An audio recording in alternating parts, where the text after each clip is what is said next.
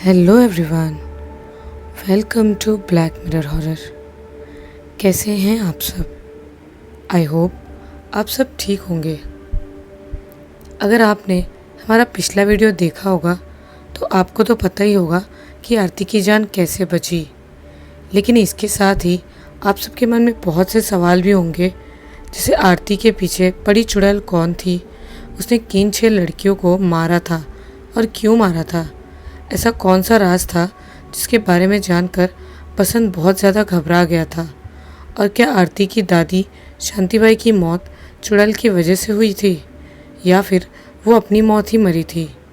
आज की इस वीडियो में आपके सभी सवालों के जवाब मिल जाएंगे। तो अगर आपको ये कहानी पसंद आए तो इस वीडियो को लाइक और चैनल को सब्सक्राइब ज़रूर कीजिएगा और साथ ही बेल आइकन दबाना ना भूलें। तो इन सब सवालों के जवाब जानने के लिए आपको सुननी होगी ये कहानी पूरी एंड तक। तो आइए बढ़ते हैं हमारी कहानी की ओर। उस दिन बसंत इस बात से बहुत ज़्यादा खुश था कि उसकी बेटी आरती की ज़िंदगी वो खूनी चुड़ैल नहीं ले पाई थी। लेकिन जैसे ही उसे पता चला कि उसकी माँ शांतिबाई अब इस दुनिया में नहीं रही, तो मानो उसकी दुनिया ही उजड़ गई। उसे इस बात का बहुत धक्का लगा था क्योंकि उसकी माँ बिल्कुल स्वस्थ थी।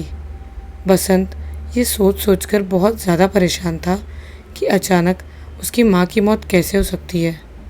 उसे ये भी लग रहा था कि कहीं बगीचे वाली उस खूनी चुड़ैल ने तो उसकी माँ को नहीं मारा।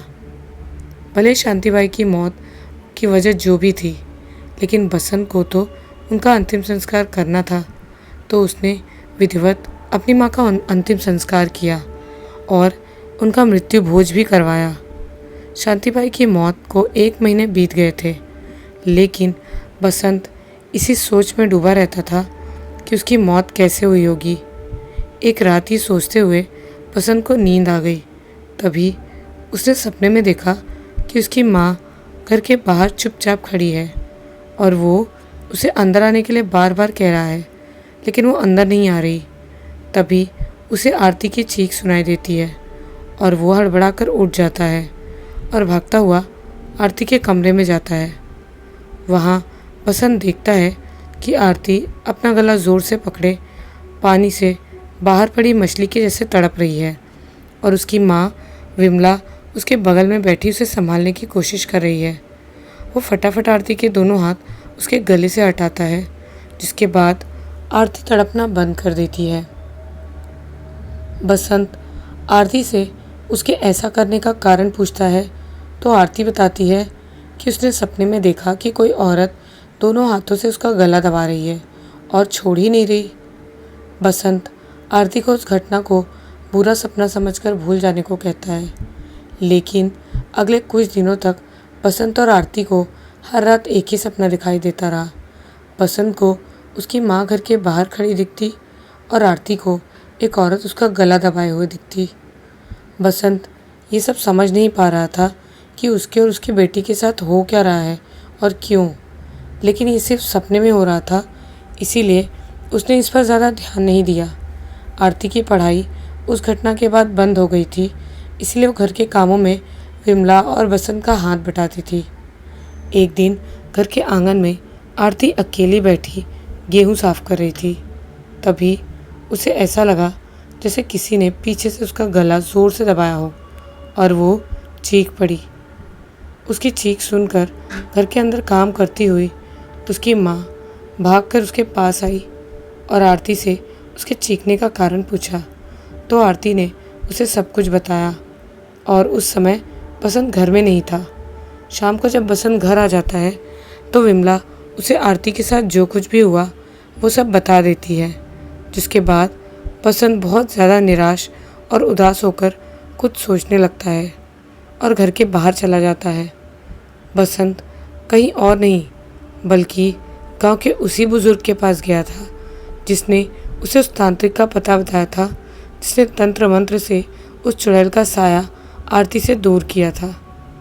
बसंत उस बुज़ुर्ग से वो सब कुछ बता देता है और जो उसे और आरती को सपने में दिख रहा था वो भी बता देता है।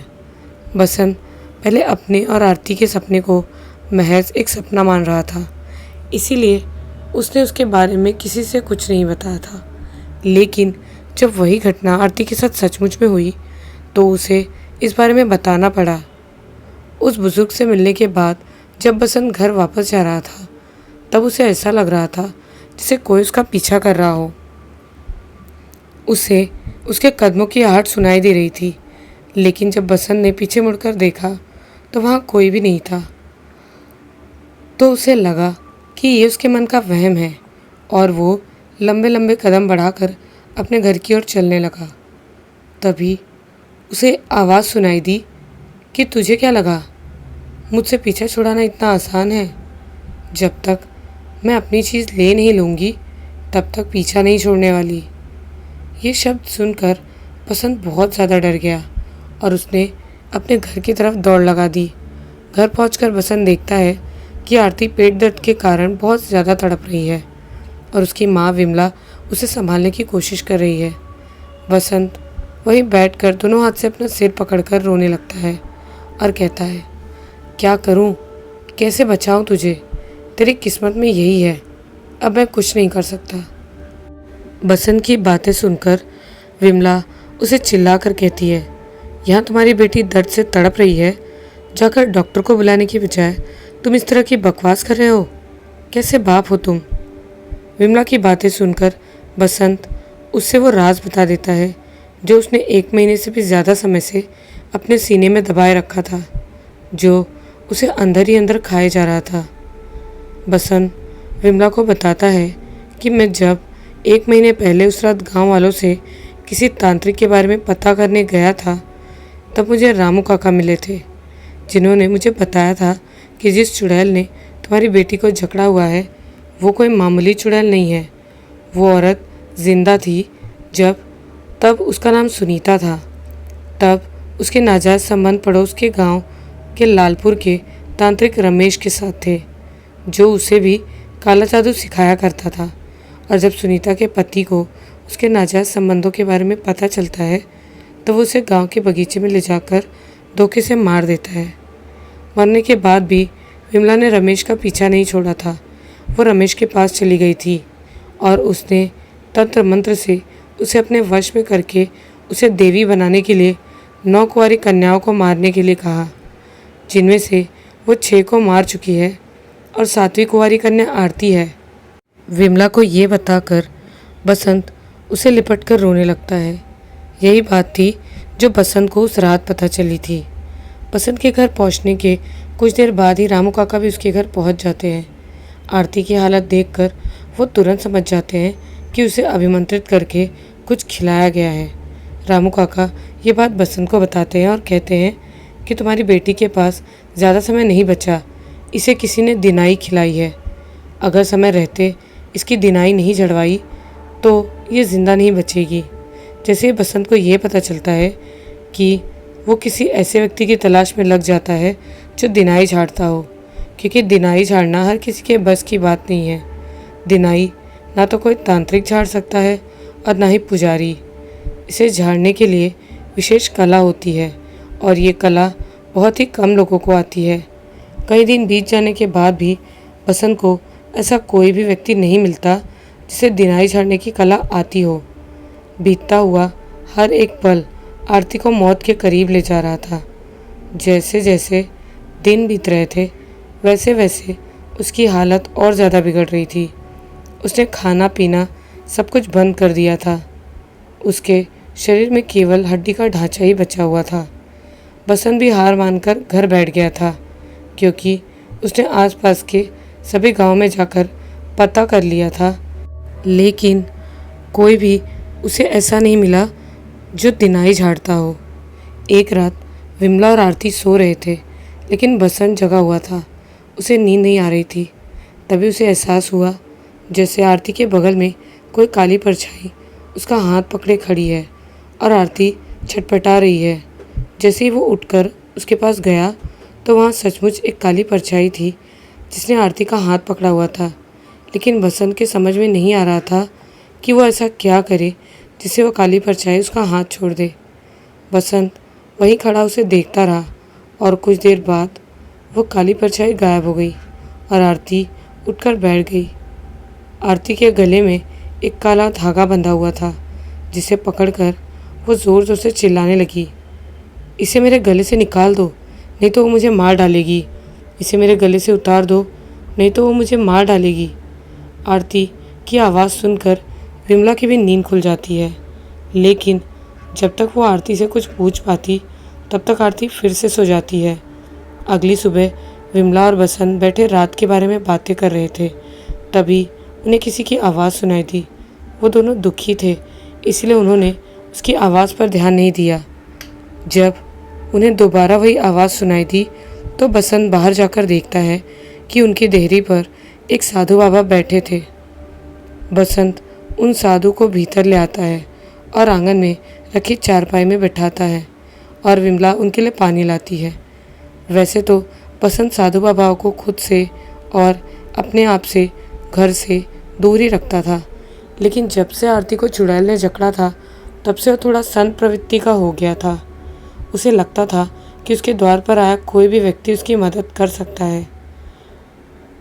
जैसे ही विमला उन साधु को पानी देती है, वो पानी पीने से मना कर देते हैं और खड़े होकर चारों तरफ देखने लगते हैं। बसंत कुछ समझ पाता कि ऐसा क्यों कर रहे हैं वो, उससे पहले ही वो उसे बता देते हैं कि आरती को क्या हुआ है और उसका इलाज कौन कर सकता है।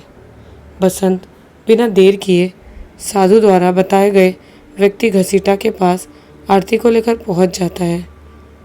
वहां पहुंचकर वो उसे सारी बात बताता है। घसीटा आरती को देखकर समझ जाता है कि अब उसके पास ज़्यादा समय नहीं बचा और वो तुरंत बसंत से बाज़ार से अंडे लाने को कहता है। जैसे ही बसंत बाज़ार से अंडे लाता है, वैसे ही घसीटा अपना काम शुरू कर देता है।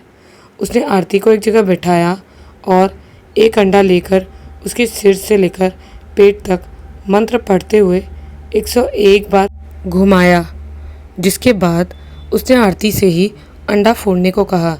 आरती ने जैसे अंडा फोड़ा, उसके अंदर से एक छोटा सा कांच का टुकड़ा, एक सूअर का बाल, एक चावल का दाना और एक लौंग निकली। लौंग और चावल पूरी तरह से गल चुके थे, जिसे देखकर घसीटा बसंत से बोला कि दिनाई का समय लगभग पूरा हो चुका था। अगर 1 या 2 घंटे और देर से आते तो आपकी बेटी जिंदा नहीं बचती, क्योंकि लौंग और चावल पूरी तरह गल चुके हैं और जैसे ही चावल या लौंग बिखर कर अलग होते, वैसे ही आरती मर जाती। घसीटा की ये बात सुनकर बसंत उससे पूछता है कि आरती के साथ ऐसा किसने किया है, तो महेश बताता है कि मैं ये नहीं बता सकता कि ऐसा आपकी बेटी के साथ किसने किया है, लेकिन इतना ज़रूर बता सकता हूँ कि आरती को चावल का दाना, लौंग, कांच और सूअर का बाल किसी ने उसे खाने के साथ दिया है। ये सुनकर बसंत सोच में पड़ गया, क्योंकि जब से आरती को चुड़ैल ने जकड़ा था तब से आरती किसी और के यहाँ खाना खाने नहीं गई थी। ठीक होने के बाद बसंत आरती को घर ले जाता है। उसके मन में आरती के फिर से ठीक होने की खुशी थी, लेकिन एक सवाल भी था कि आखिर उसे दिनाई किसने खिलाई थी, क्योंकि अगर उसे पता चल गया कि आरती ठीक हो गई है तो वो फिर से कहीं उसे मारने के लिए उसके पर कोई काला जादू या कुछ और ना कर दे। बसंत ने बहुत कोशिश की, लेकिन वो उस आदमी का पता नहीं लगा पाया जिसने आरती को मारने के लिए दिनाई खिलाई थी। दिनाई झड़वाने के बाद आरती पूरी तरह से ठीक हो गई थी, लेकिन बसंत उसे घर से बाहर कहीं भी नहीं जाने देता था और अगर वो कहीं जाती भी थी तो उसके साथ हमेशा उसकी माँ विमला रहती थी। एक रात बसंत आंगन में सो रहा था, तभी उसे ऐसा लगा जैसे कोई उसके ऊपर आकर लेट गया हो और उसकी नींद खुल गई। उसने अपने चारों तरफ देखा तो उसने पाया कि उसकी चारपाई के बगल में एक काली परछाई खड़ी है। यह देखकर बसंत बहुत ज़्यादा घबरा जाता है और उठकर भीतर चला जाता है। इस घटना के बाद बसंत थोड़ा सहमा सहमा सा रहने लगता है। एक दिन वो खेत में काम कर रहा था, तभी उसे ऐसा लगा जैसे किसी ने उसके कंधे पे हाथ रखा हो और उसने पीछे मुड़कर देखा। वहाँ पर एक औरत खड़ी थी जिसके बाल खुले हुए थे और आंखों में चमक भी नहीं थी। उसने सफ़ेद साड़ी पहनी हुई थी। बसंत ने उस औरत को पहले कभी नहीं देखा था। तो उसने उससे पूछा, तुम कौन हो? तुम्हें आज से पहले इस गांव में कभी नहीं देखा। तुम किस गांव की रहने वाली हो? बसंत की बात का जवाब बिना दिए ही वो औरत ज़ोर ज़ोर से हंसने लगी। बसंत को ये बात थोड़ी अजीब लगी। इसके बाद बसंत ने फिर से उससे उसके बारे में पूछा, लेकिन इस बार भी वह ज़ोर ज़ोर से हंसने लगी और उसकी बात का जवाब नहीं दिया। जब दूसरी बार भी उस औरत ने बसंत की बात का जवाब नहीं दिया तो उसे लगा कि वो पागल है और भटकती हुई उसके पास आ गई है और वो अपना काम करने लगा। काम करते करते बसंत को छोटे से बच्चे की रोने की आवाज़ सुनाई दी। उसे लगा शायद वो बच्चा उसी औरत का होगा जिसे उसने थोड़ी देर पहले देखा था और आवाज़ को नज़रअंदाज करके अपने काम में लग गया। लेकिन लगभग आधा घंटा बीत जाने के बाद भी बच्चे के रोने की आवाज़ बंद नहीं हुई। तो उसने अपने खेत के चारों तरफ देखा कि बच्चा कहाँ रो रहा है। तो उसे ना तो वो बच्चा दिखाई दिया और ना वो औरत। जब बसंत उस रोते हुए बच्चे को ढूंढ रहा था तो उसे ऐसा एहसास हुआ जैसे वो बच्चा उसके आसपास ही हो। लेकिन खेत का कोना कोना ढूंढने के बाद भी वो बच्चा नहीं मिला, केवल उसकी आवाज़ ही सुनाई दे रही थी। फिर अचानक बच्चे के रोने की आवाज़ आना बंद हो गई। बसंत को यह घटना थोड़ी अजीब लगी, इसीलिए उसने खेत का काम छोड़कर घर जाने का फैसला लिया। वो खेत से बाहर निकलने ही वाला था, तभी उसे ऐसा एहसास हुआ जैसे किसी ने उसका हाथ पकड़ लिया हो और उसने पीछे मुड़कर देखा तो वहाँ एक 10 से 12 साल की लड़की खड़ी थी जिसे शायद उसने पहले देखा हुआ था। बसंत उस लड़की को पहचानने की कोशिश कर ही रहा था कि इतने में वो बोल पड़ी, जैसे मुझे और बाकी की 6 लड़कियों को उससे कोई भी नहीं बचा पाया, वैसे ही तू भी आरती को उससे नहीं बचा पाएगा। और अगर तूने उसके काम में रुकावट बनने की कोशिश की तो वो तुझे नहीं छोड़ेगी। उस लड़की के इतना कहने के बाद बसंत के सामने 4 और लड़कियां आ गई और वो औरत भी, उसके हाथ में एक छोटी सी बच्ची थी जो रो रही थी। ये देखकर बसंत समझ गया कि औरत कोई और नहीं बल्कि वही चुड़ैल है जो आरती के पीछे पड़ी है और बाकी की सभी लड़कियां वही हैं जिन्हें इसने मारा है। बसंत कुछ कर पाता या कुछ कह पाता उससे पहले ही वो सब वहाँ से गायब हो जाती हैं। जिसके बाद बसंत तुरंत रामू काका के पास जाता है और उसके साथ खेत में जो कुछ भी हुआ वो सब बताता है। रामू काका उसे सलाह देते हैं कि वो उस व्यक्ति का पता करे जिसने आरती को दिनाई खिलाई थी, क्योंकि वो वही व्यक्ति है जो उस चुड़ैल का उसके काम में साथ दे रहा है और आगे भी देता रहेगा। जब तक उसका पता नहीं चलेगा तब तक वो अपना काम करता रहेगा और हो सकता है कि वो अपने काम में कामयाब भी हो जाए। उसी ने ही उस चुड़ैल को तेरे पास भेजा था, लेकिन तेरे पास कुछ ऐसा है जिस कारण वो चुड़ैल तुझे नुकसान नहीं पहुंचा पाई। तब बसंत को याद आता है कि जो साधु बाबा उसके घर में आए थे और दिनाई छाड़ने वाले का पता बताया था, उन्होंने उसे एक ताबीज़ भी दिया था। उसी ताबीज़ के प्रभाव से वो चुड़ैल उसे नुकसान नहीं पहुंचा पाई थी। बसंत रामू काका को बताता है कि उसने उस आदमी को ढूंढने की बहुत कोशिश की, लेकिन वो उसके बारे में नहीं पता कर पाया। तब रामू काका बसंत से कहते हैं कि उसके बारे में केवल वही व्यक्ति बता सकता है जिसे कजली लगती है, और बसंत को उसका पता भी बता देता है। बसंत रामू काका को अपने साथ लेकर उसके पास जाता है तो वो व्यक्ति उसे पूरी बात बताता है। आखिर आरती को दिनाई खिलाने वाला कौन था और उसने कैसे इस काम को अंजाम दिया था। उस व्यक्ति ने अपने हाथ में काजल लगाया और एक मंत्र को 108 बार पढ़ा, जिसके बाद अपने हाथ में देखकर बसंत को बताने लगा कि तुम्हारी माँ का मृत्यु भोज चल रहा है, आंगन में खाना रखा है, वहाँ एक आदमी आता है और उसने खाने में कुछ मिला दिया, जिसके बाद वो वहाँ से चला गया। तुम्हारे घर से जाने के बाद वो तुम्हारे गांव के बगीचे में जाता है और एक पेड़ के नीचे दीपक जलाकर वहाँ से चला जाता है। इतना सुनकर रामू काका तपाक से बोल पड़े, मैं जानता हूँ ये रमेश है। जैसे ही रामू काका ने कहा कि मैं रमेश को जानता हूँ, वैसे ही बसंत का शक यकीन में बदल गया कि रमेश और रामू काका के बीच कोई कनेक्शन ज़रूर है।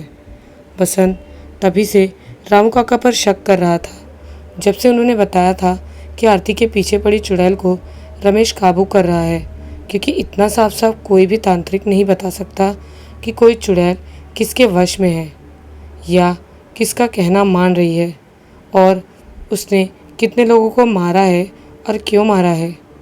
तो फिर रामू काका को उस चुड़ैल के बारे में इतना सब कुछ कैसे पता चला? उन्हें तो तंत्र विद्या भी नहीं आती थी। बसंत ने पहले भी कई बार रामू काका से पूछा कि वो उस चुड़ैल के बारे में और रमेश के बारे में कैसे जानते हैं, लेकिन हर बार उसने सवाल को टाल जाते थे वो। लेकिन इस बार बसंत ने फिर वही सवाल रामू काका से पूछ लिया और इस बार वो उसका जवाब देने से बच नहीं सके। रामू काका ने बसंत से बताया कि वो काफ़ी लंबे समय से रमेश को जानते हैं। वो गड़े धन की तलाश में रहते थे, जिस कारण उनकी और रमेश की जान पहचान हुई थी।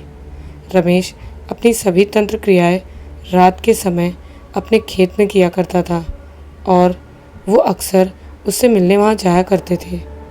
एक रात जब रामू काका रमेश के खेत में उससे मिलने गए तो उन्होंने देखा कि वो किसी से बातें कर रहा है कि अब 6 हो गई हैं और 3 और बाकी हैं, जिसके बाद तू देवी बन जाएगी और फिर तुझे और मुझे कोई भी नहीं रोक पाएगा।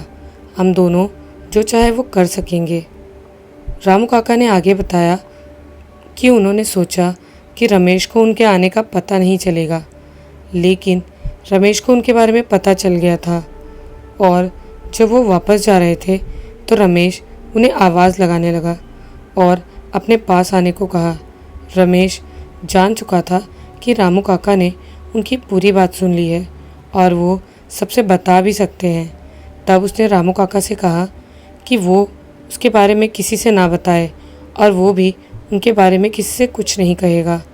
उस रात के बाद रामू काका ने रमेश के यहाँ आना जाना बंद कर दिया था। रामू काका के बारे में इतना कुछ जानकर बसंत एकदम भौचक्का रह गया, क्योंकि वो उन्हें गांव का सीधा साधा व्यक्ति समझता था। बसंत ने रामू काका से फिर पूछा कि आपका ऐसा कौन सा राज है जिसे रमेश जानता है और आप नहीं चाहते कि कोई और उसके बारे में जाने। रामू काका ने कहा कि मेरा जो राज है वो राज ही रहने दो तो ठीक है, उसके बारे में जानने की कोशिश मत करो। मेरा राज जानने से ज़्यादा ज़रूरी है कि तुम्हारी बेटी की जान बचाना, और तुम्हें अभी इस पर ध्यान देने की ज़रूरत है। रामू काका ने बसंत से अपने राज के बारे में तो नहीं बताया, लेकिन हाँ, उन्होंने उसे इतना ज़रूर बताया कि उस चुड़ैल ने पहली कुंवारी कन्या लालपुर गांव की ही मारी थी। दूसरी कन्या उसने कंचनपुर गांव की मारी थी, जो केवल 9 महीने की थी। वो उस बच्ची की छाती में बैठ गई थी, जिस वजह से वो अपनी माँ के आंचल से दूध भी नहीं पी पाती थी और वो नन्ही सी जान भूख से तड़प तड़प कर मर गई, जिसके घर वाले जितनी बार भी झाड़ फूँक करवाते वो चुड़ैल उतनी ही बार उस नन्ही सी बच्ची पर हावी हो जाती। इसी तरह एक एक करके उस चुड़ैल ने कंचनपुर और लालपुर गांव की 6 कन्याओं की हत्या कर दी थी। रामू काका ने बसंत को बताया कि रमेश उस चुड़ैल की पूजा करता है, जिसकी एक विशेष विधि है, और अगर रमेश को वो पूजा करने से रोका जाए तो वो चुड़ैल उसके साथ कुछ भी कर सकती है। या तो वो पागल हो जाएगा या फिर मर भी सकता है। रमेश वो विशेष पूजा अमावस की रात को ही करता था, इसीलिए रामू काका ने बसंत से अमावस की रात तक का इंतज़ार करने को कहा और बसंत अमावस की रात का बेसब्री से इंतज़ार करने लगा। लेकिन उसके लिए एक एक दिन काटना मुश्किल हो रहा था, क्योंकि हर गुजरते वक्त के साथ, दिन के साथ उसके साथ अजीब अजीब घटनाएं घटने लगी थी। हर रात बसंत के घर के सामने रात में लगभग 12 बजे बहुत सारे कुत्ते इकट्ठा होकर एक साथ रोने लगते थे और बसंत के बार बार भगाने पर भी नहीं भागते थे और 1 बजते ही वो सब वहाँ से चले जाते थे। आरती भी सोते हुए डर कर जाग जाती थी और अजीब अजीब बातें करने लगती थी। बसंत से ये सब देखा नहीं जा रहा था, लेकिन वो कुछ कर भी नहीं सकता था। उसके हाथ में जो भी था वो सब कुछ पहले ही कर चुका था। एक एक दिन 1 साल की तरह जितना लंबा बिताने के बाद आखिरकार अमावस की वो रात आ ही गई, जिसका बसंत बड़ी बेसब्री से इंतज़ार कर रहा था।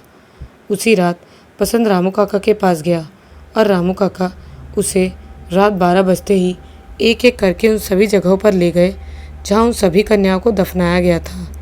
हिंदू धर्म में परंपरा है कि कुंवारी कन्याओं का दाह संस्कार नहीं किया जाता, उन्हें दफनाया जाता है।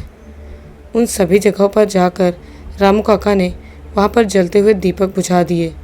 वो सभी दीपक रमेश ने जलाए थे। रामू काका बसंत को अपने साथ ले गए, लेकिन उन्होंने उसे कड़े शब्दों में कह दिया था कि चाहे कुछ भी हो जाए, चाहे कोई भी कितना भी चीख पुकार मचाए या रोए गिड़गिड़ाए, तू पीछे मुड़कर नहीं देखेगा, क्योंकि अगर तूने ऐसा किया तो फिर तेरे साथ जो भी होगा उसका जिम्मेदार मैं नहीं होऊंगा, तू होगा।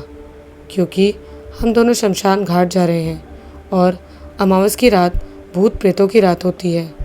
बसंत के साथ हुआ भी वैसा ही। वो जहाँ जहाँ भी दीपक बुझाने गया, उस हर जगह उसे अलग अलग एहसास हुआ।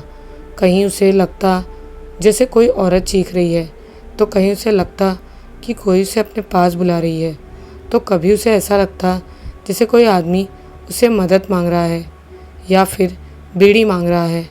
लेकिन उसने रामू काका के कहे अनुसार पीछे मुड़कर नहीं देखा। सभी दिए बुझाने के बाद बसंत और रामू काका गांव के उसी बगीचे में जाते हैं जहां उस औरत को मारा गया था, और रामू काका की उम्मीद के अनुसार रमेश वहीं पर दीपक जलाकर अपनी तंत्र साधना कर रहा था। रामू काका और बसंत जल्दी से उसके पास गया और दीपक बुझा दिया, जिसके बाद वो दोनों वहाँ से जितना तेज़ हो सके उतना तेज़ भागे। उन्होंने पीछे मुड़कर नहीं देखा। रामू काका ये जानते थे कि चाहे जो कुछ भी हो जाए, रमेश अपनी तंत्र साधना बीच में छोड़कर नहीं उठ सकता, क्योंकि अगर उसने ऐसा किया तो उसके साथ कुछ भी हो सकता है। इसीलिए उन्होंने रात का वही समय चुना जब वो तंत्र साधना में लीन रहे। तंत्र साधना बीच में ही टूटने के बाद रमेश पर उसका बहुत बुरा प्रभाव पड़ा और वो पागल हो गया। उसे उसकी करनी का फल मिल गया था। इस तरह से रामू काका की मदद से बसंत ने अपनी बेटी को उस बगीचे वाली खूनी चुड़ैल के चंगुल से बचा लिया था, और बाकी की उन 2 मासूम बच्चियों की ज़िंदगी भी, जिन्हें वो आरती को मारने के बाद मारती। वो चुड़ैल रमेश के वश में थी, इसीलिए ऐसा कर रही थी। भले ही बसंत ने आरती को चुड़ैल के चंगुल से बचा लिया था, लेकिन फिर भी अभी भी आप लोगों के मन में 2 सवाल उठ रहे होंगे कि रामू काका का वो कौन सा राज था जिसे वो सबसे छुपा रहे थे, और शांतिबाई की मौत कैसे हुई थी। तो पहले सवाल का जवाब है कि रामू काका जब गड़े हुए धन की तलाश में रहते थे तब उन्हें 2 बार धन मिला था, लेकिन दोनों ही बार उसकी कीमत उन्हें अपने बेटों की जान देकर चुकानी पड़ी थी। ये राज रमेश जानता था। इसी राज को छुपाए रखने के लिए रामू काका ने रमेश का राज पूरी दुनिया से छुपा कर रखा था। और दूसरे सवाल का जवाब है कि बसंत की माँ शांति की मौत उस चुड़ैल की वजह से नहीं हुई थी, बल्कि उनका समय पूरा हो गया था, तो वो इस दुनिया को छोड़कर चली गई। ये बात शांतिबाई ने खुद बसंत को सपने में आकर बताई थी, ताकि वो उसका अधूरा काम पूरा कर सके और उन्हें मुक्ति दिला सके। और जब बसंत को शांतिबाई हर रात सपने में दिखाई देती थी, तब वो इसका कारण जानने गांव के तांत्रिक के पास भी गया था, तो उसने भी यही बताया था। आप सबको ये कहानी कैसी लगी हमें कमेंट्स में ज़रूर बताएं। मिलती हूँ एक नए वीडियो में एक नई कहानी के साथ। तब तक के लिए बाय एंड टेक केयर।